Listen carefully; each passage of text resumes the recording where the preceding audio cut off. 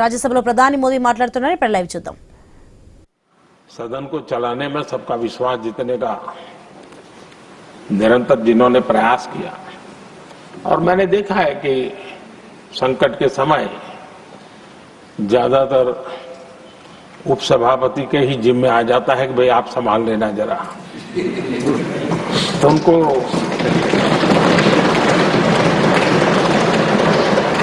एक लंबा एक्सपीरियंस होता है, सबको जान भी लेते हैं, भली बात ही जान लेते हैं,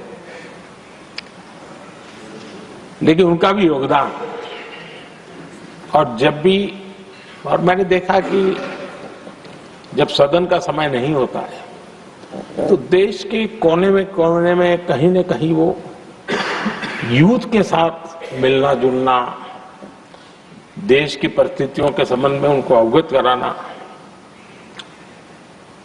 उनमें एक देश के प्रति संवेदनाएं पैदा करने का वो निरंतर काम. वे कलम के धनी तो है ही हैं, लेकिन कर्म कठोर के नाते भी मैं कहूंगा कि उन्होंने भारत के हर कोने में जाकर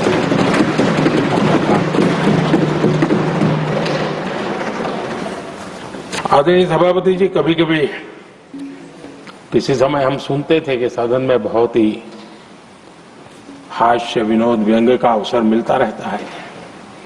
इन दिनों शायद धीरे धीरे कम होता जा रहा है, क्योंकि 24/7 मीडिया की दुनिया ऐसी है कि हर कोई कॉन्शियस रहता है. लेकिन हमारे आठवले जी हैं जी, सदाबहार है.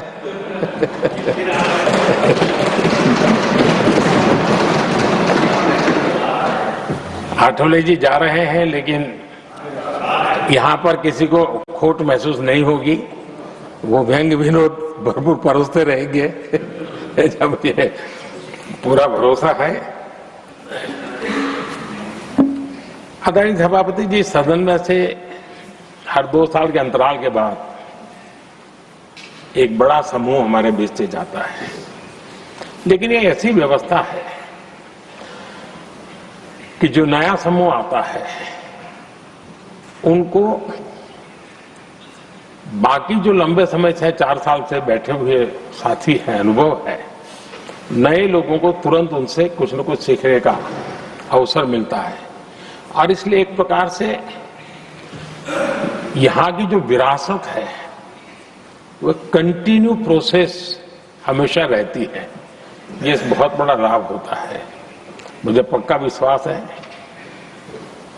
कि जिनको इस बार जाना नहीं है वो भी जो नए माननीय सांसद आएंगे उनको उनके अनुभव का लाभ मिलेगा और उनका योगदान भी सदन को और समृद्ध करेगा, ऐसा मेरा पूरा विश्वास है. आदरणीय सभापति जी, हम लोग जानते हैं कि जीवन में या सार्वजनिक जीवन में जब भी कोई महत्वपूर्ण निर्णय करना होता है तो परिवार के लोग बैठ करके मन बना लेते हैं कि ऐसा करना है, लेकिन फिर भी कहते हैं अरे ऐसा करो, उनसे जरा पूछ लीजिए, एक सेकंड ओपिनियन ले लीजिए किसी वरिष्ठ से. और घर में वरिष्ठ नहीं कहेंगे, मोहल्ले में देखो भाई वो काफी अनुभवी है, जरा उनसे पूछ लो एक बार उनका मन क्या करता है. अगर कोई बीमार है तो भी कहते हैं यार ऐसा करो भाई, एक और डॉक्टर से जरा ओपिनियन ले लो. सेकंड ओपिनियन का बहुत महत्व होता है.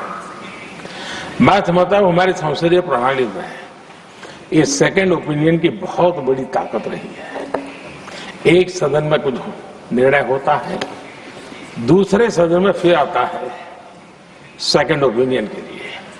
अगर इस सदन में होता है तो उस सदन में जाता है सेकंड ओपिनियन के लिए.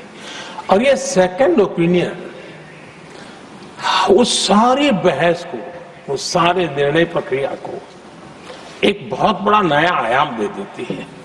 और वो मैं समझता हूं कि हमारी निर्णय प्रक्रिया को समृद्ध करती है.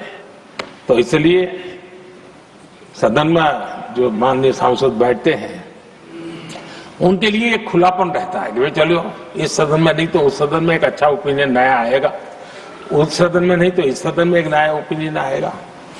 तो ये सेकंड ओपिनियन ये हमारे लोकतंत्र में एक बहुत बड़ा कंट्रीब्यूशन है जो जिस विरासत को हमें संभालना, हमारे जो माननीय सांसद विदाई ले रहे हैं, उनका तो योगदान रहा ही है और इसके लिए भी मैं उनका साधुवाद करता हूं। आदरणीय सभापति जी, जो हमारे माननीय सांसद विदाई ले रहे हैं, बहुत आने वाले दिनों में तो शायद ये अवसर रहने वाला ही नहीं है, लेकिन ये माननीय सांसद ऐसे हैं कि जिनको पुराने संसद के भवन में भी बैठने का मौका मिला और नए संसद भवन में भी बैठने का मौका मिला। उनको दोनों इमारतों में उनको राष्ट्र के कल्याण के लिए अपना योगदान देने का अवसर मिला है और उनके कार्यकाल में ही उनको इस नए सदन की निर्माण प्रक्रिया में और नए सदन की निर्णय प्रक्रिया में भी हिस्सा बनने का अवसर मिला है। वो एक विशेष उनके जीवन में याद रहेगी, नई स्मृति रहेगी। आदरणीय सभापति जी, मैं सभी माननीय सांसदों के, और मैं मानता हूं कि ये सदन अपने आप में एक बहुत बड़ी ओपन यूनिवर्सिटी है। राष्ट्र जीवन की कई बारीकियों से परिचित होने का अवसर सदन में प्राप्त होता है। एक प्रकार से हमारी यहां शिक्षा भी होती है, हमारी दीक्षा भी होती है। ये 6 साल यहां जो रहने का अवसर मिलता है, वो जीवन को घड़ने का, राष्ट्र जीवन के घड़तर में योगदान का तो महत्व है ही है, क्योंकि निर्णय प्रक्रिया का हिस्सा है, लेकिन स्वयं के जीवन को घड़ने का भी एक अमूल्य अवसर होता है। और इसलिए जब माननीय सांसद यहां आते हैं, उस समय की उनकी जो भी सोच, समझ और क्षमता है, जब जाते हैं तो अनेक गुना वो बढ़ती है, उसका विस्तार होता है, अनुभव की एक बहुत बड़ी ताकत होती है। और तब जाकर के जाने के बाद राष्ट्र जीवन का उनका निरंतर योगदान बना रहे हैं। वे अपने तरीके से व्यवस्था के तहत हो सकते हैं, व्यवस्था के तहत न हो सके, लेकिन उनका अमूल्य योगदान मिलता ही रहे राष्ट्र जीवन के निर्माण में। उनका अनुभव हमेशा हमेशा उपयोगी हो, ये मेरी उन सभी माननीय सांसदों को मेरी शुभकामनाएं हैं। और मैं फिर से एक बार सभी माननीय सांसदों के योगदान का गौरवगान करता हूं।